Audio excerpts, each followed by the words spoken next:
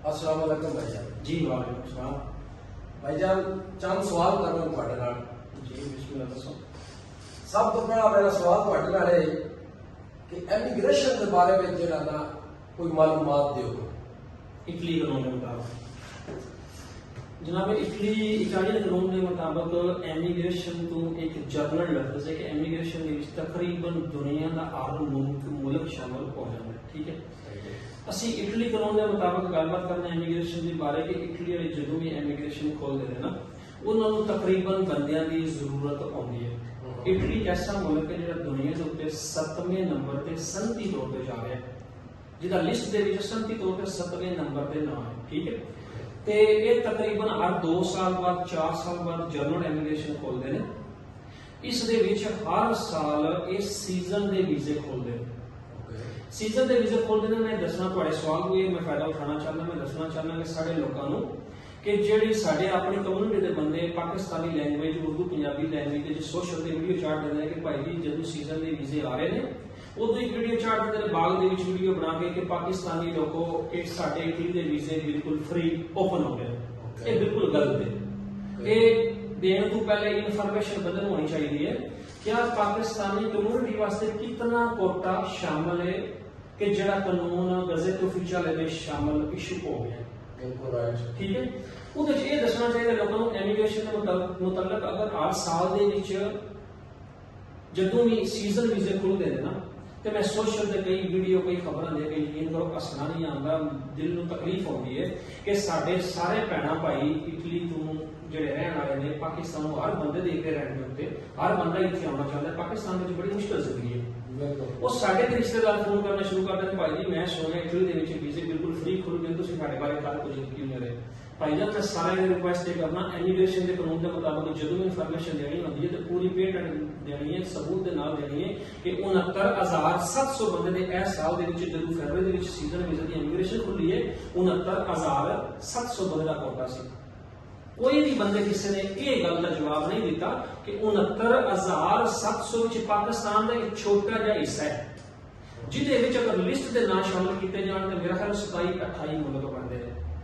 27-28 ਮੁਲਕ ਦੇ ਬੰਦੇ ਵੀਜ਼ਾ ਲੈ ਕੇ 69,700 ਬੰਦੇ ਨੂੰ ਐਕਸੈਪਟ ਕੀਤਾ ਜਾਣਾ ਸੀ, ਜਿਹਦੇ ਵਿੱਚ 2,05,000 ਬੰਦੇ ਨੇ ਦਵਾਂਦਾ ਕੀਤਾ ਇਟਲੀ ਦੇ ਵਿੱਚ। ਹੁਣ ਦੇਖਣਾ ਹੈ ਕਿ ਪਾਕਿਸਤਾਨ ਦਾ ਉਹਦੇ ਵਿੱਚ ਕਿੰਨਾ ਪਰਸੈਂਟੇਜ ਹੈ। अगर मैं एक वीडियो इशू कर दिया कि पाकिस्तान में इटली के वीजे बिल्कुल फ्री खुल गए तो पाकिस्तानी कम्युनिटी जी पाकिस्तान आवाम को सारे कहते यार उत्थे फ्री वीजे खुल गए तुसीं साडे जमा पेपर क्यों नहीं करांदे। ओ यार 69,700 बंदे दे पेपर खुले सी, ਉਹਦੇ ਵਿੱਚੋਂ ਪਾਕਿस्तान ਦਾ ਇੱਕ ਛੋਟਾ ਜਿਹਾ ਹਿੱਸਾ ਸੀ ਜਿਨ੍ਹਾਂ ਨੂੰ ਤੁਸੀਂ ਆਮ ਨਾਰਮਲ ਨਹੀਂ ਸੀ ਕਰਾ ਸਕਦੇ। ਦੋ ਐਸੇ ਸੈਕਟਰ ਸੀ ਪ੍ਰੋਫੈਸ਼ਨਲ ਜਿਹਦੇ ਵਿੱਚ ਤੁਸੀਂ ਪੇਪਰ ਜਮਾ ਕਰਾ ਸਕਦੇ, ਇੱਕ ਜ਼ਮੀਨਦਾਰ ਦਾ ਇੱਕ ਘਰ ਦਾ ਡੋਮੈਸਟਿਕ। ठीक है, ਉਹਦੇ ਵਿੱਚ ਰਿਕੁਆਇਰਮੈਂਟ ਆਈ ਅਗਰ ਕਿਸੇ ਦੀ ਪੂਰੀ ਹੈ ਜ਼ਿਮੀਂਦਾਰ ਦੀ 60,000 ਰੁਪਏ ਰੈਂਟ ਹੋਣੀ ਚਾਹੀਦੀ ਸੀ ਔਰ ਅਗਰ ਕੋਈ ਕੋਰਸ ਬੰਦਾ ਤੇ ਘਰ ਦਾ ਡੋਮੈਸਟਿਕ ਕੰਟੈਕਟ ਕਰਦਾ ਉਹਦੀ ਵੀ ਇੱਕ ਰਿਕੁਆਇਰਮੈਂਟ ਆਈ ਅਗਰ ਉਹਦੀ ਸਾਲਾਨਾ ਆਮਦਨੀ ਤੋਂ ਬੰਦੇ ਦੇ ਪੇਪਰ ਪਾ ਸਕਦਾ। ਇਹ ਤੇ ਗੱਲ ਹੋ ਗਈ ਇਮੀਗ੍ਰੇਸ਼ਨ ਦੇ ਮੁਤਾਬਕ। ਇਸ ਤੋਂ ਇਲਾਵਾ ਅਗਰ ਕੋਈ ਕਾਨੂੰਨ ਇਮੀਗ੍ਰੇਸ਼ਨ ਦੇ ਮੁਤਾਬਕ ਨਵਾਂ ਸੋਸ਼ਲ ਤੇ ਅਗਰ ਇੱਥੇ ਮੇਰੇ ਕੋਲ ਗੂਗਲ ਮੌਜੂਦ ਹੈ ਇਹਦੇ ਤੇ ਅਗਰ ਕੋਈ ਕਿਸੇ ਕਿਸਮ ਦਾ ਵੀ ਤੁਹਾਡਾ ਸੁਬਾਹ ਤੁਸੀਂ ਉੱਠ ਕੇ ਗੂਗਲ ਵੇਖਦੇ ਹੋ ਸਾਰੇ ਬੰਦੇ ਆਪਣੇ ਫੋਨ ਤੇ कोई भी देखते हो बोनस इशू हो गया, कोई देखते हो कोई ऐसी चीज इशू हो गई है, वो कानून नहीं माना जाता इमिग्रेशन के मुताबिक। मैं तुहानू ये गल दस दियां पेटेंट पहले तो इटली दे विच पार्लियामेंट दे विच गल आंदी है, पार्लियामेंट दे विच गल पास हो जाए तो किसी साडे बड़े घट बंदे ने पाकिस्तान जिन्हां नूं पता है कि पार्लियामेंट च पास होकर कमरा देई ए पुता दे विच गल जांदी है, ਉੱਥੋਂ ਪਾਸ ਹੋ ਕੇ ਸੈਨੇਟ ਦੇ ਵਿੱਚ ਜਾਂਦੀ ਹੈ। ਜਦੋਂ ਸੈਨੇਟ ਦੇ ਮੈਂਬਰ ਵੋਟ ਦੇ ਹੱਕ ਵਿੱਚ ਪਾ ਦੇਣ ਤੇ ਦੁਬਾਰਾ ਉਹਨੂੰ ਪਾਰਲੀਮੈਂਟ ਵਿੱਚ ਭੇਜਿਆ ਜਾਂਦਾ ਹੈ। ਪਾਰਲੀਮੈਂਟ ਦੇ ਵਿੱਚ ਦੁਬਾਰਾ ਅਪਰੂਵ ਹੋ ਕੇ ਤੇ ਉਹ ਫਿਰ ਪ੍ਰਾਈਮ ਮਿਨਿਸਟਰ ਸਿਸਟਮ ਨਹੀਂ ਇਟਲੀ ਦੇ ਵਿੱਚ। ਸਾਡੇ ਤੇ ਵਜ਼ੀਰ ਆਜ਼ਮ ਇਮਰਾਨ ਖਾਨ ਸੀ ਪਹਿਲੇ, ਹੁਣ ਉਹਦੀ ਜਗ੍ਹਾ ਤੇ ਇੱਕ ਨਵਾਂ ਬਣਾ ਦਿੱਤਾ ਨੇ ਬੰਦਾ। ਠੀਕ ਹੈ, ਇੱਥੇ ਪ੍ਰਾਈਮ ਮਿਨਿਸਟਰ ਤੋਂ ਉੱਤੇ ਵੀ ਪਹੁੰਚਦਾ ਹੈ ਜਿਸ ਨੂੰ ਕਹਿੰਦੇ ਨੇ ਪ੍ਰੈਜ਼ੀਡੈਂਟ ਦella ਰਿਪਬਲਿਕਾ। ਜਦੋਂ ਪਾਰਲੀਮੈਂਟ ਵਿੱਚ ਵਾਪਸ ਕਾਨੂੰਨ ਆ ਕੇ ਤੇ ਪ੍ਰੈਜ਼ੀਡੈਂਟ ਦella ਰਿਪਬਲਿਕਾ ਦੇ ਸਾਈਨ ਹੋ ਜਾਂਦੇ ਨੇ ਉਹ ਉਸ ਤੋਂ ਅਗਲੇ ਦਿਨ ਹੀ ਗਜ਼ਟ ਆਫੀਸ਼ੀਅਲ ਦੇ ਆਰਟੀਕਲ ਦੀ ਸ਼ਕਲ ਵਿੱਚ ਇਸ਼ੂ ਹੋ ਜਾਂਦਾ ਹੈ। ਜਦੋਂ ਇਸ਼ੂ ਹੋ ਜਾਏ ਤੇ ਉਹ ਕਾਨੂੰਨ ਉਸ ਟਾਈਮ ਤੋਂ ਉਸ ਸੈਕੰਡ ਤੋਂ ਲਿਖਿਆ ਹੁੰਦਾ ਹੈ ਫਲਾਂ ਦਿਨ ਫਲਾਂ ਟਾਈਮ ਫਲਾਂ ਸੈਕੰਡ ਦੇ ਫਲਾਂ ਕਾਨੂੰਨ ਇਸ ਆਰਟੀਕਲ ਦੀ ਤਹਿਤ ਇਸ਼ੂ ਹੋ ਗਿਆ। ਜਦੋਂ ਇਸ਼ੂ ਹੋ ਜਾਏ ਤਾਂ ਉਹ ਲਾਗੂ ਹੋ ਜਾਂਦਾ ਹੈ।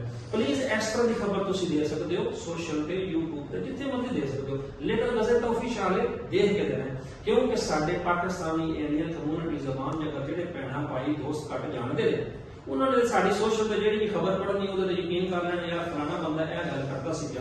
ਨਹੀਂ, ਸਾਰੇ ਬੰਦਿਆਂ ਦੀ ਮੇਰੀ ਰਿਕੁਐਸਟ ਹੈ ਗਜ਼ਟ ਆਫੀਸ਼ੀਅਲ ਦੇਖ ਕੇ ਆਰਟੀਕਲ ਵੇਖ ਕੇ ਉਹਦੇ ਮੁਤਾਬਕ ਇਨਫੋਰਮੇਸ਼ਨ ਨੂੰ ਕਰਨ ਦਿਓ ਕਿ ਤਾਂ ਕਿ ਕਿਸੇ ਭੈਣ ਭਰਾ ਦੇ ਕੰਮ ਆ ਸਕੇ। ਬੜੀ ਮਿਹਰਬਾਨੀ। ਅੱਛਾ ਜੀ, ਮੇਰਾ ਅਗਲਾ ਸਵਾਲ ਹੈ ਕਿ ਇਟਲੀ ਦੇ ਅੰਦਰ ਜਿਹੜੇ ਸਾਡੇ ਬੰਦੇ ਆ ਕੇ ਅਜ਼ੀਲ ਕਰਵਾਉਂਦੇ ਨੇ, ਤਮਾਮ ਗੈਰ ਮੁਲਕੀ ਜਿਹੜੇ ਹੁੰਦੇ ਨੇ, ਉਹਨਾਂ ਦੇ ਬਾਰੇ ਵਿੱਚ ਜਿਹੜਾ ਨਾ ਇਟਾਲੀਅਨ ਕਾਨੂੰਨ ਦੇ ਹਿਸਾਬ ਨਾਲ ਇਨਫੋਰਮੇਸ਼ਨ ਮਾਲੂਮਾਤ ਜਿਹੜੀ ਨਾ ਉਹ ਦਿਓ। ਜੀ ਬਿਲਕੁਲ, ਬੜੀ ਖੁਸ਼ੀ ਹੋਈ ਮੈਨੂੰ ਸਵਾਲ ਦੀ, ਕਿਉਂਕਿ ਮੈਂ ਜਦੋਂ ਦਾ ਆਫਿਸ ਖੋਲਿਆ ਉਸ ਤੋਂ ਪਹਿਲੇ ਵੀ 2-3 ਸਾਲ ਤੋਂ ਜਿਹੜੇ ਬੰਦੇ ਨੇ ਮੇਰੇ ਕੋਲ ਕੰਮ ਕਰਾਇਆ ਅਜ਼ੀਲ ਦੇ ਬਾਰੇ में ਲੋਕਾਂ ਦੀ ਤਕਰੀਬਨ ਪੂਰੀ ਕੋਸ਼ਿਸ਼ ਕੀਤੀ ਉਹਨਾਂ ਦੀ ਮਦਦ ਕਰਨ ਦੀ। ਤੇ ਇਹ ਸਵਾਲ ਦੇ ਵਿੱਚ ਮੈਂ ਪੂਰੀ ਤਫਸੀਲ ਨਾਲ ਜਵਾਬ ਦੇ ਸਕਦਾ ਕਿ ਇਟਲੀ ਦੇ ਵਿੱਚ ਅਗਰ ਅਜ਼ੀਲ ਖੁੱਲਦੀ ਹੈ ਸਿਰਫ ਪਾਕਿਸਤਾਨ ਵਾਸਤੇ ਨਹੀਂ ਖੁੱਲਦੀ,